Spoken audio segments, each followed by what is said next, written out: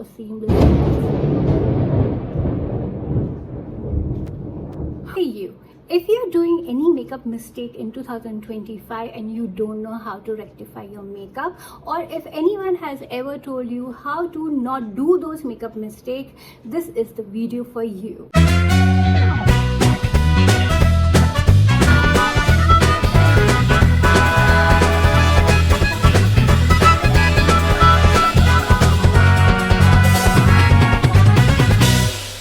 Mistake number 1, dirty brushes. If you're using dirty brushes, your makeup is not going to blend and it is going to give you patchy makeup. So in order to have a beautiful seamless makeup, you need to get rid of all the dirty makeup and wash them regularly. Always keep an extra pair of brushes in your vanity so that when your old brushes are dirty, you can put them for washing and use the brand new ones, because your makeup is going to create a mess if you use the dirty makeup. Makeup mistake number 2.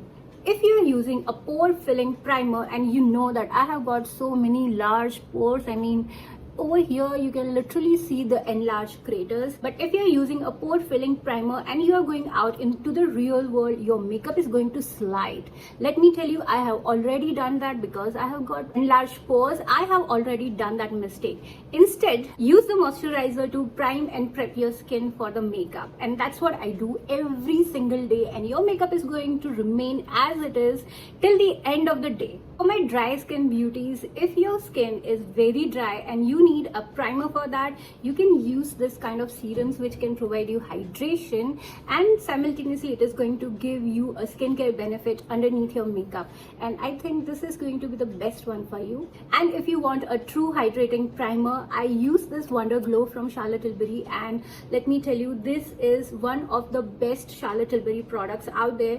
It's going to give you not only hydration, but it is going to give you that kind of a glow that we always need.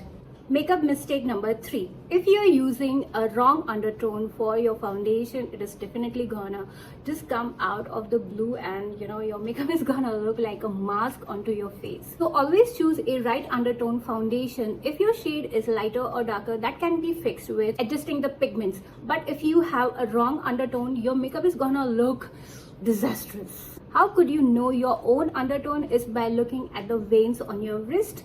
If it is blue, then you are cool undertone, and if it is green, you are warm undertone. And if your veins are showing both the shades of blue and green, then you are neutral undertone. Well, actually, I have already shown you how to adjust your foundation shade if it is shade darker or if it is shade lighter.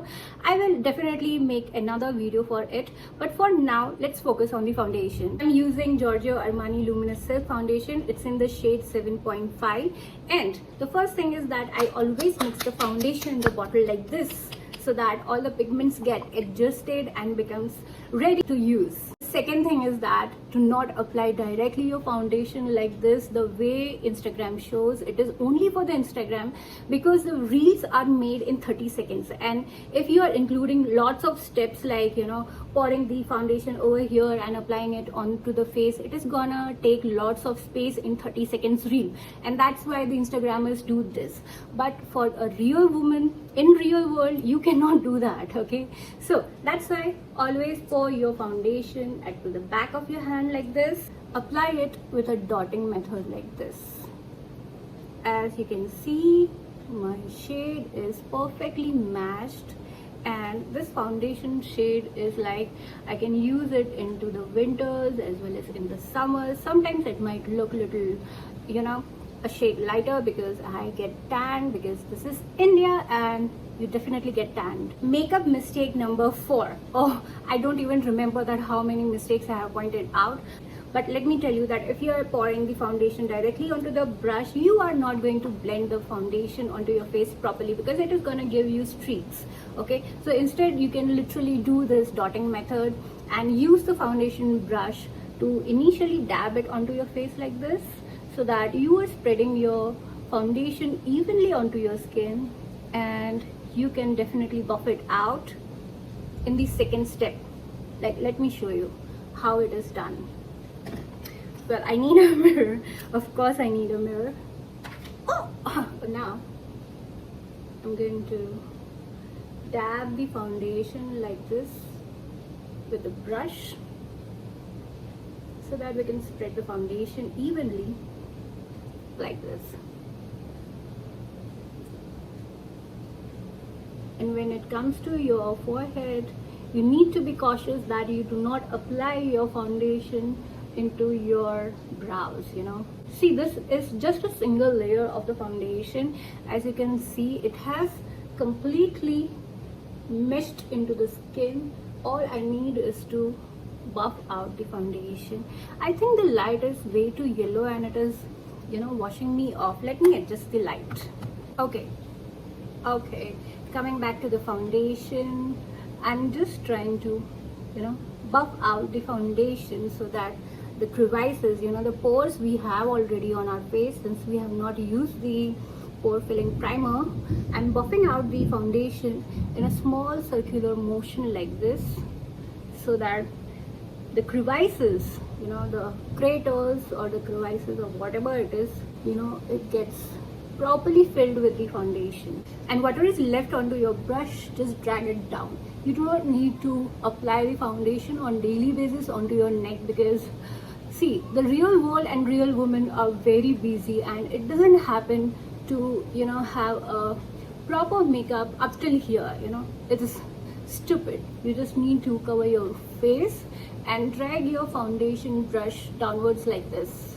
And mind you, I have only used one pump of foundation. When it comes to dark circles, my viewers are constantly asking me to help cover their dark circles.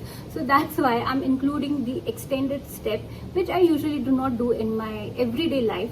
But I need to show it to you that how to cover your dark circles with the color corrector. And I'm using Smashbox color corrector, and you've got a good amount of rain happening. And now what I'm going to do is that I have taken a little bit of color corrector onto my fingers, and now I'm going to dab it over here in a very strategic way, that I apply the color corrector just underneath my eyes, and I'm not going to drag it down, okay?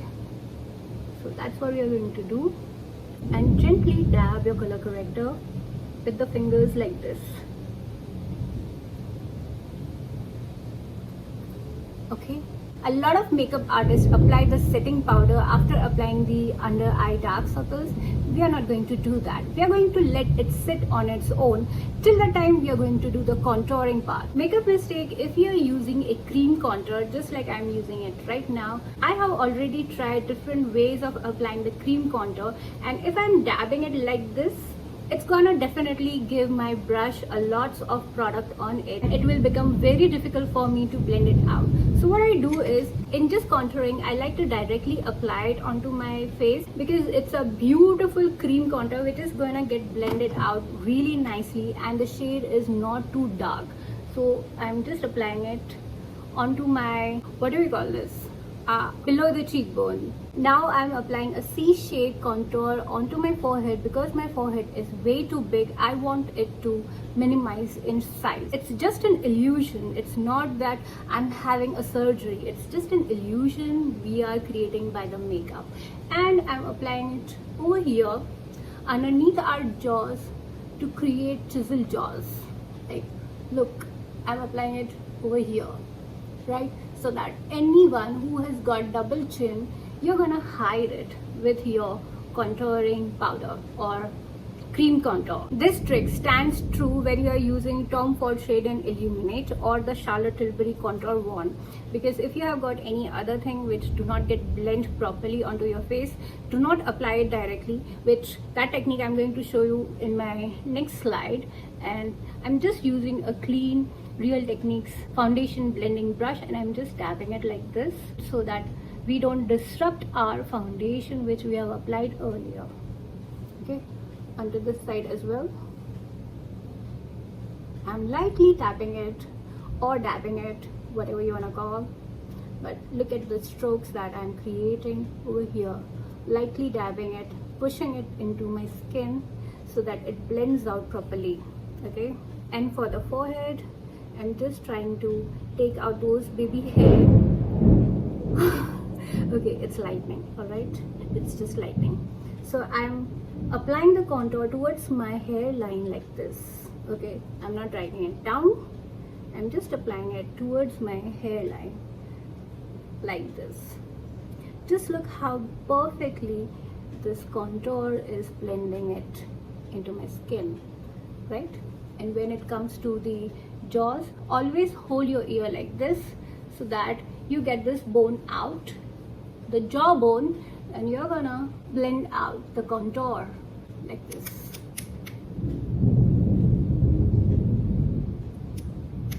If you're not sure of blending the cream products or the liquid products directly onto your face, all you can do is, I'm just taking the concealer. This one is from Huda Beauty, and I'll just take it at the back of my hand like this, and this trick works really well when it comes to the concealer. Look, what I'm doing is I'm taking a small buffing brush. This one is from Real Techniques, and I'm going to load my brush like this. Since we have already applied our color corrector, what we are going to do is apply the concealer strategically, starting from down here.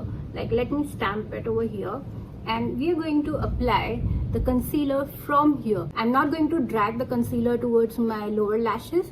I'm going to apply the concealer just below the lower lashes like this. Okay, now watch me.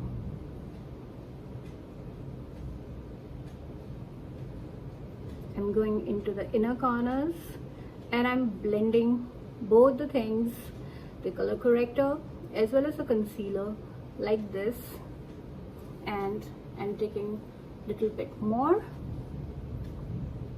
and I'm applying it while looking upwards. Like, I'm looking upwards and then I'm applying it so that the fine lines, you know, get settled down with the concealer. Okay, and I have applied a very small amount of concealer just underneath my eyes in this way.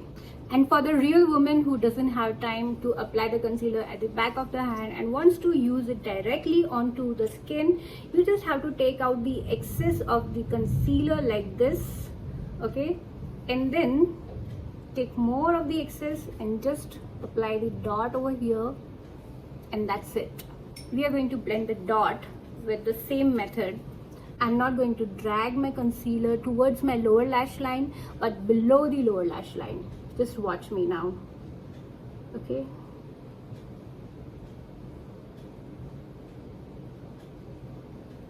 and this is how you're gonna get very thin layers of makeup, and you can literally do this makeup in 10 to 15 minutes provided you are practicing every single day. You can try, you can fail, but you're going to learn with practice, you know. Okay, now watch my under eyes. Do I have extreme amount of makeup on my face? I've just applied a teeny weeny tiny bit of concealer. Because we are layering every makeup product one onto the another, it is going to give you a seamless look. Like, look at that, right? The setting powder, I'm using Huda Beauty Easy Bake in the shade Banana Bread, and by now I have already lost the count how many makeup mistakes I have pointed out. But let's come to the setting powder. Let me show you.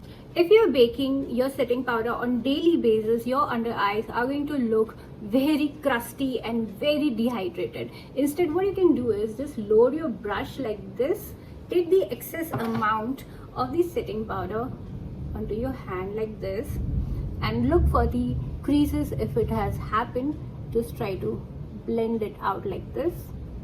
Okay, and put your brush onto your under eyes and take more and again apply it while looking up so that your fine lines, you know, they get set too with the setting powder, and drag it till here. Look at the difference, right? Another thing for real world beauty queens, you need to set your whole face with the setting powder, just because you're going to have a long day with your work and you're not definitely going to set your face or, you know, try to redo your makeup. This way, this technique is going to last your makeup throughout your office time or wherever you go, whatever you do for the party or for the night out. This makeup is going to stay. So just apply a light layer of setting powder onto your whole face. Okay, you guys, if you have noticed, I haven't highlighted my central part as well as onto these sides. Okay, Okay, you guys, if you have noted, I haven't highlighted this part over here onto the sides of the nose and sides of the lips. It is not required on daily basis. If you are doing an occasion makeup, or you are doing a wedding makeup, a bridal makeup, or whatever, okay, you need to highlight this part. Otherwise, just leave as it is because you don't need it, okay? If you have noted, I haven't highlighted the central part of my forehead, onto the bridge of the nose, the sides of the nose, and the sides of the lips. These techniques are used only for the bridal makeup or for any occasional makeup. A special kind of a makeup requires, highlighting these areas. For real world, for real beauties, you do not need to highlight on everyday basis, because we are going to use the highlighter onto our nose and parts of our face. You do not need to highlight with the concealer. I did my brows off camera because I don't do anything, just pouring brows and fill it up, and that's it. So moving on to bronzer. Choosing the right shade of bronzer is very much required. Since I'm a very dusky skin tone, I'm using a warm tone bronzer, and I'm going to apply it with a fluffy brush. I'll just load it like this. Look how much it has come onto my brush, and I'm going to apply over here onto this portion. Like, I'm lightly dabbing my bronzer over here like this. Look at that, on this side and onto this side. Let's do it onto the other side as well. I'm lightly applying the bronzer over the contour and towards the temples like this. Okay, I'm also going to apply the bronzer onto my forehead wherever we have applied the contour, so that this forehead area looks little, sunburnt, and over here as well. Usually I do not apply the contour onto my nose, but with the bronzer I can definitely do it. So I'm taking a little bit of bronzer onto my angled brush, and I'm going to apply it from here till here. The starting of the brows till the tip of the nose like this. It is going to look very natural if you apply a bronzer onto your nose rather than a very harsh contour. Just try it once, okay? Just try it and let me know if it works for you. Look at that. Time for the blush. I absolutely love the Charlotte Tilbury Pinkasm blush, and it's actually a highlighter and a blush in the mix. I'm directly going to apply it over here like this, and over here and here, little bit onto my nose, and now I'm going to dab it with my fingers. Look at the shade and the light it reflects. It's a beautiful highlighter and blush combo. I mean, look at that, right? Onto this side. You can use the brush, but I prefer the fingers because it is going to push the blush into the skin, and it is going to give you a seamless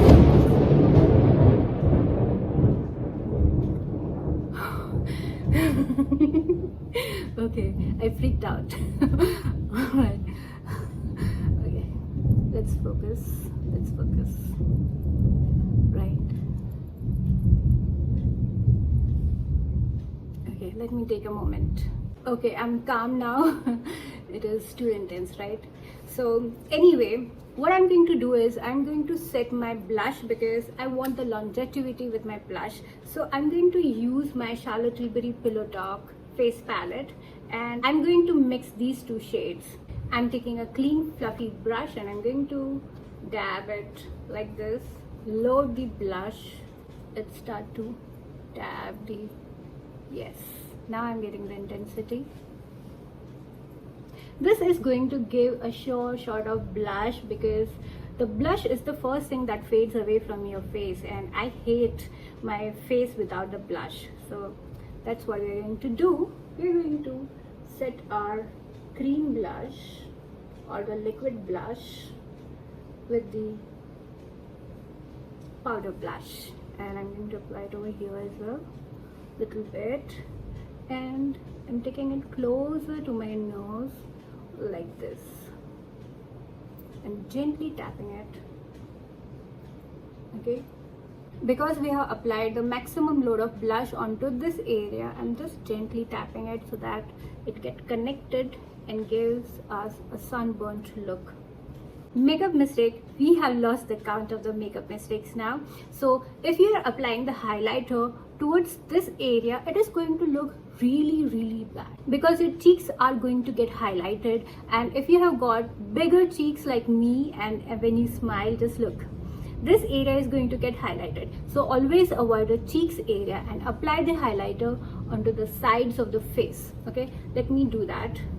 Now I'm going to apply the highlighter till here, okay, till the fan reaches out. I'm going to apply the highlighter till here, okay, and I'm going to drag the highlighter towards the end of my eyes like this, and it is going to give me this kind of a punch, and it is definitely not going to emphasize the cheeks.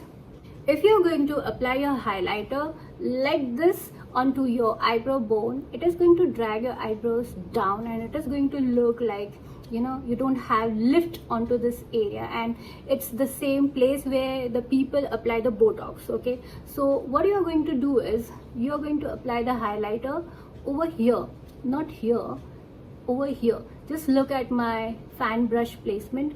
I'm going to apply the highlighter here, like, look now, it is highlighted, and it is going to uplift your brows, and I'm just stopping till here, okay, like this. And if you want your highlighter to be onto your temples, you can apply it so that it looks like a C shape. Okay, since my nose is straight and it is narrow like it is normal, I'm going to apply the highlighter directly like this. But if you have got a larger nose onto this end and you have got a small little bridge, I mean the nose bridge, just apply your highlighter at the tip of your nose and over here onto your nose bridge. Okay, it is for those people who have got huge nose, like the huge nostrils over here and smaller nose bridge. Okay, mascara mistake. If you're using your mascara like this, it is not going to uplift your lashes. It is going to make your lashes like pointy, and it is going to come out like this, straight. If you want to uplift your lashes, look down and try to curl your wand like this to create that lifted lashes. And put your mascara wand towards the roots of the lashes and take it out like this. Okay, and do not worry if your mascara is, you know, creating a mess. All you need to do is create the lift for your lashes. Look at that, how open and wide my eyes look on this side and this side. This is what you are gonna do. Lip liner mistake. If you want your lips to look poutier, just watch what I'm doing right now. Always apply your lip liner from here. Start your lip lining at the bow of the lip, okay? Once you have applied onto your bow of the lips, take it above your lip liner like this and just stop over here. Okay, for the lower lips, always take your lip pencil like this and start to apply your lip liner like this. Look, again I'm leaving this area. I'm not applying the lip liner onto the sides of the lips like this, and drag it downwards like this. Apply your lip liner outside of the lips.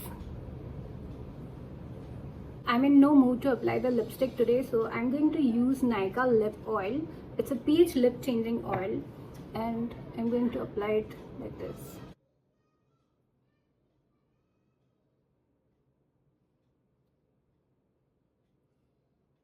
I swear this is the last step. Okay, I'm taking the extra setting powder, okay, like this, and I'm going to dab it in a straight manner like this. Because we are going into the real world, we do not need to touch up our face, and we laugh a lot So we have to apply the extra setting powder onto our smile lines like this. Okay, only if you smile a lot throughout the day, you need to apply an extra setting powder onto your smile lines like this. So our makeup look is done, and this is what we have created with zero makeup mistakes. Okay, this is how you're gonna look with the tips and tricks I have showed you, and it is gonna give you a beautiful makeup look throughout the day. It is not going to budge, it is not going to move, it is gonna stay just like this throughout the day. Just take a closer look now.